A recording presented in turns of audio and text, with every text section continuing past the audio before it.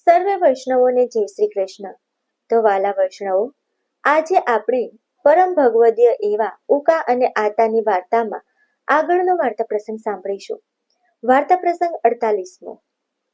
બીજે દિવાળું કરીને બેઠા તઈ ઉકે પૂછ્યું, હે આતા, એક પ્રસંગ પૂછવો છે. તમે કહો તો પૂછું. આતા કહે, પૂછને, એમાં મોડ શું ખાલ છો?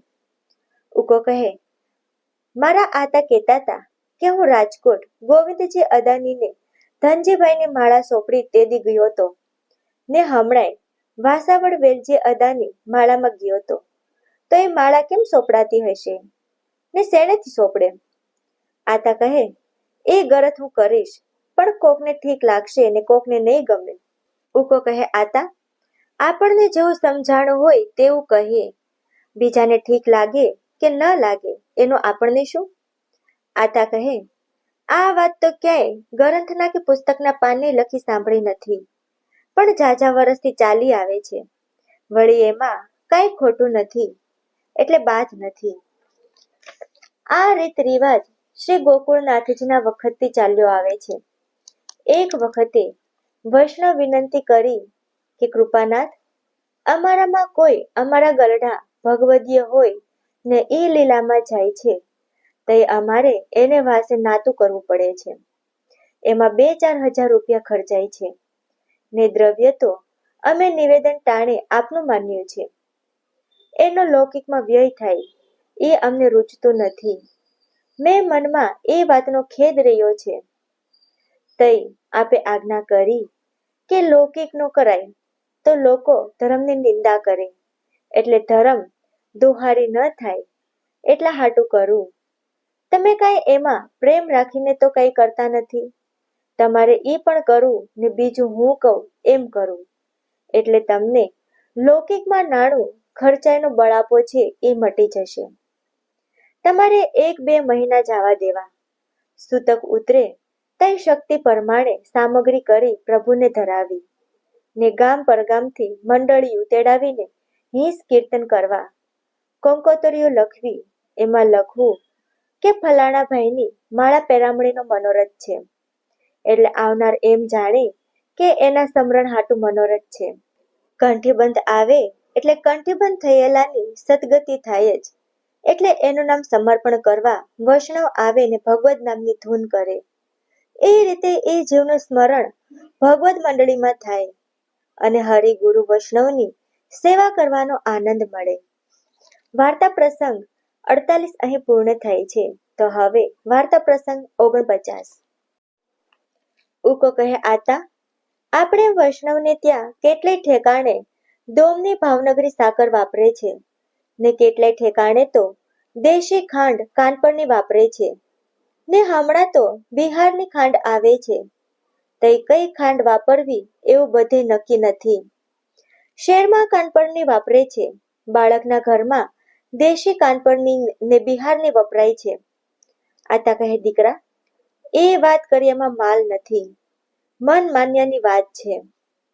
મથુરાની કોરે ગળમાંથી ખાંડ કરે છે, પણ અડધો ગોળ ને અડધી મોરસ નાખે છે. તઈ થાય છે. જેમાં મોરસ થોડી નાખે એ રતાશ ઉપર થાય, એટલે ચોલામાંથી લે કે આગવણમાંથી લે, બે હરખું કહેવાય. જગતમાં કિમિયા વધી ગયા છે ને દવા વગરની તો એક વાત નથી.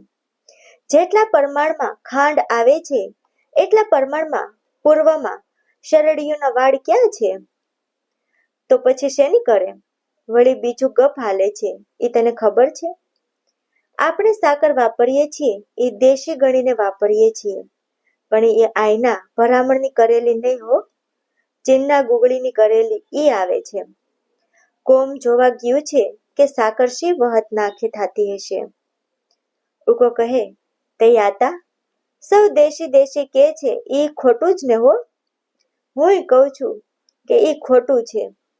આતા કહે, પણ ઉકા, સૌ કરે એમ કરવું, કોઈની નિંદા ન કરવી ને પોતાની સિદ્ધ ન થાવું કે અમે દેશી વાપરીએ છીએ ને બીજા દોમની સાકર વાપરે છે.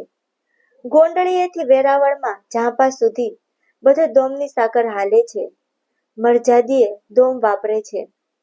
ઉકો કહે, હે આતા, ઘી બજારેથી લાવીએ છીએ એમાં રોટલા નીકળે છે. શહેરમાં ભરવાડું દૂધ વેચવા આવે છે, એ બધાય લે છે. એનું ઠામ કોણ જાણે કેવું હોય ને પાણી નાખીને લાવે તો એ કેમ લેવાય? આતા કહે, ભગવાનનું સ્મરણ કરે, ઘાંચી રોટલા બોળતો જાય ને ઘાણી હાંકતો જાય.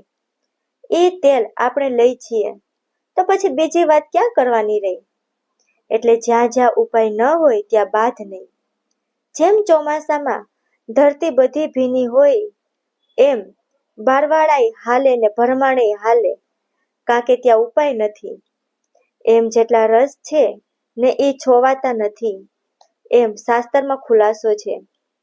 માખીઓ આપણે ભાણે બેસી જાય, એ ગમે ત્યાં બેઠી હોય તો એ કોઈ ખાતું ખાતું ઉઠી નીકળતું નથી, કાકે ત્યાં ઉપાય નથી, એટલે ન છોવાય. ગાનું પૂંછડું પવિત્ર છે, બકરાનું મોઢું પવિત્ર છે, એટલે કોઈ છોવાતું કે નાત બાર મુકાતું નથી. એટલે વદાડું વધે ને અણવદાડું ફોક, એ જોડાનું ચામડું ને એનો બને કોસ. આ પ્રસંગમાં ખાંડના વપરાશની જે વાત અહીં રચી છે તે 300 વર્ષ પહેલાની છે, કે જ્યારે ખાંડ પરદેશથી આવતી હતી. અત્યારે તો આપણે ત્યાં હજારો માઇલમાં શેરડીના ખેતરો છે અને શેરડીના રસમાંથી જ બને છે, એટલે ચર્ચાને કોઈ અવકાશ નથી. વાર્તા પ્રસંગ 49 અહીં પૂર્ણ થાય છે. તો હવે વાર્તા પ્રસંગ 50. ઉકો કહે, આતા હવે તો ઘણા જમણ ભાંગી ગયા છે, ઘેરે કામની તાણ પડતી હશે, સવારે તો હું જવાનું કરીશ. આતા કહે, સવારની વાત સવારે. ઉકો કહે, ઠીક લ્યો, હવે કાંઈક ભગવતીનું સ્મરણ કરાવો. આતા કહે, તું રાજકોટમાં વેલજીને અને પિતાંબર બાપાના પરસોત્તમને જાણે છે? ઉકો કહે, વેલજીને અમે તો વાસા વડળે દળવે ભેગા થયેલ, પણ પરસોત્તમ બાપાને દીઠા નથી. આતા કહે, એની વાત વેલજીએ મને કરેલ, એના ઉપર શ્રી વલ્લભલાલજીની બહુ કૃપા. અમરેલી વાળાની કેટલી અલૌકિક ચીજ પધરાવી દીધી હતી, એ એને નિત નિયમમાં રાખે.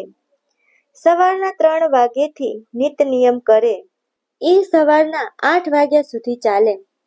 5-6 વાર તો એણે 8 શ્રી ભાગવતની પારાયણ કરેલ, એકલું દૂધ લઈને જો.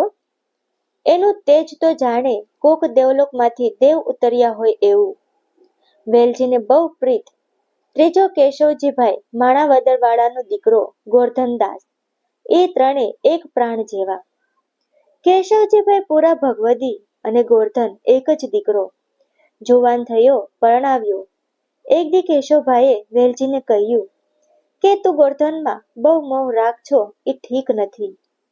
એ વસ્તુ આય રહેવાની નથી ને પછી તને દુઃખ થશે. વેલજી કે, એમ કેમ બોલો છો? મને ગમતું નથી. કેશવજીભાઈ કે, હાસું કહું છું. એને 3 વર્ષ પછી ખેરોગ થશે ને 6 મહિના રહીને પહોંચી જશે. એ સાંભળીને વેલજીને પારાવાર દુઃખ થયું. એ વાત મનમાં રાખી. ગોરધન અંગરહિત 7 ચોપડી ભણેલ, પણ માતર વિસામો નહીં. ધન્ય શ્રી જમુના કૃપા કરી શ્રી ગોકુળ વ્રજ સુખ આપજો, વ્રજની રજમાં અહોર્નિશ અમને શીર કરીને થાપજો. આ સ્મરણ દિને રાત કરે, સૂતા સૂતા ઊંઘમાં એવું ને એવું સ્મરણ કરે. એની વાત હું વધારે નહીં કહી શકું, હૃદય ભરાઈ જાય છે. એકવાર પરસોત્તમભાઈ વેલજી અંબામાને પરસોત્તમભાઈની નવી વહુ ઓતમ, તેમણે જૂનાગઢ શ્રી ગોકુલેશજી મહારાજના જન્મદિવસ ઉપર જોવાને પરિયાણ કર્યું. પણ આગલે દિવસે એક વૈષ્ણવ આવેલ, ઉંમર વર્ષ 16ની, ફૂટતી મોહરે, હાથમાં કંતાની ડોલને પુરુષોત્તમ સહસ્ત્રનું પુસ્તક, એ વિના બીજું કાંઈ નહોતું. એણે કહ્યું, અમે જૂનાગઢ બાવાજીના દર્શન કરવા જાય છીએ, તમે આવશો? એ કે, હા, હું આવીશ. પછી બીજે દી ગાડી જૂનાગઢ સુધીની ભાડે કરીને ચાલ્યા. વૈષ્ણવ ગાડી પાછળ ચાલ્યા આવે, ગાડીમાં બેસે નહીં. 4 ગાંવ ગયા ત્યાં ઈ કે, હું હમણાં આવું છું, એમ કહીને આડે માર્ગે વિયા ગયા. ગાડી તો 4-5 ગાંવ નીકળી ગઈ તો ઈ વૈષ્ણવ આવ્યા નહીં. બધાને ચિંતા થઈ કે ભેગા નહીં થાય તો શું થશે? ચારે કોર જોયું, બબ્બે ગાંવ સુધીમાં દીઠામાં ન આવ્યા ને જ્યાં વાત કરે છે ત્યાં તો ગાડું ઝાલીને પડખા ચાલ્યા આવતા જોયા. બહુ અચંબો થયો કે ક્યાંય નહોતા ને ઘડીકમાં ક્યાંથી આવ્યા. આવી અદ્ભુત ગતિ દીઠામાં આવી. હવે ટૂંકમાં કહું. પછી જુનાગઢ પહોંચ્યા. તરભવનદાસ નાગર, મહાન ભગવદીય વૈષ્ણવ, એને ઘરે ઠાકર સેવા. ઘરના છોકરા છાબરા 8 વર્ષ ઉપર બધા પીળી પિતાંબરીઓ પહેરીને સેવામાં નાય. કોઈ માળા કરે, કોઈ શણગાર કરે, કોઈ ઠાકોરજીના બંટા બેડી કરે. એમ સૌ નોખી નોખી સેવા કરે. રાજભોગ પછી 5-6 વૈષ્ણવ તો હોય જ. એ બધાય વૈષ્ણવ માટે એક જણ પોતાનું કરી જાય, બીજે પાળ દૂના મૂકી જાય ને પછી વારા ફરતી પીરસતા જાય. આ શોભા તો કોઈ અવલૌકિક હતી. ત્યાં બધા ઉતર્યા, રાતે પ્રસાદ લીધા, સવારે બેઠક જોવાને ચાલી નીકળ્યા. બેઠકે પહોંચ્યા, નાયા, ચરણ સ્પર્શ કર્યા. પણ વરસાદ બહુ એટલે મુખિયાજી કે અમે આય મા પ્રભુજીની સખડી લેજો, પછી વરસાદ રે તઈ જાજો. પછી રોકાણા. બધા પ્રસાદ લેવાને બેઠા. ઓલા વૈષ્ણવ પાતળ ધરી એને 2-3 ગરાસ લીધા ને ઉઠી ગયા. સુંદર મીઠી કચોરી પ્રભુ આરોગેલ એને અડાઈ નહીં. સખડીના 4 ગરાસ લઈને ઉઠી ગયા ને બેઠકની બહાર ગયા. ઉઘાડે ડીલે એક પંચ્યું ટૂંકું પહેરેલ ને બેઠક પાછળ જાડી છે એમાં ઉતર્યા. વેલજી અને પરસોત્તમને થયું કે ક્યાં ગયા. પ્રસાદ પડતો મૂકીને જોવા ગયા ત્યાં તો તેમણે ડુંગર ઉપર જાતા જોયા. પાસે જઈને બેવ જણાએ કહ્યું, તમારે ગરનાર ઉપર જવું હોય તો આય કેડો નથી, આ તો બીજા ડુંગર છે. જગાઈ ખરાબ છે, ત્યાં ન જાઓ. પણ ઉત્તર કોણ વાળે? બોલે જ નહીં. બેવ રોયા તોય સામુય જોયું નહીં ને મંડ્યા ચાલવા. મોટી શિલા ઉપર ચડે ને પાછા ઉતરે. આ બેવ તો ઊભા જ થઈ રહ્યા. છેવટે ટોચે પહોંચ્યા. ઘડીક દેખાય અને ઘડીક ન દેખાય એમ કરતા બીજી બાજુ ઉતરી ગયા. પછી નિરાશ થઈને બધા પાછા બેઠકમાં ગયા. ડોસી કહે, તમે 1 કલાકથી ખાતા ખાતા ઉઠીને ક્યાં ગયા તા? કોઈ બોલી શકે નહીં. હૈયા ભરાઈ ગયા. આખું તો રોઈને રાતી ચોળ થઈ ગઈ. પ્રસાદ પણ શેના લઈએ? પછી ગામમાં આવ્યા. બાવાજી પાસે જઈ દંડવટ કર્યા. તઈ આપે પૂછ્યું કે તમે બેવ ઉદાસ જેવા કેમ થઈ રહ્યા છો? તઈ બધી વાત માંડીને કરી. તઈ આપે આજ્ઞા કરી કે એ તો શ્રી સુખદેવજી હતા. તમારે ભાગ્ય મિલાપ થઈ ગયો. એ તો વિચાર્યા જ કરે છે. વાર્તા પ્રસંગ 50 અહીં પૂર્ણ થાય છે. વાલા વૈષ્ણવો, પરમ ભગવદીય એવા ઉકા અને આતાની વાર્તાના પ્રસંગો જો તમને સારા લાગ્યા હોય તો વાર્તા પ્રસંગને શેર કરજો, લાઈક કરજો અને ચેનલને સબસ્ક્રાઇબ કરવાનું ભૂલતા નહીં. તો સર્વે વાલા વૈષ્ણવને જય શ્રી કૃષ્ણ. તો હવે મળીશું આપણે આગળના ભાગમાં આગળની નવી વાર્તાઓ સાથે. તો સર્વે વૈષ્ણવને જય શ્રી કૃષ્ણ.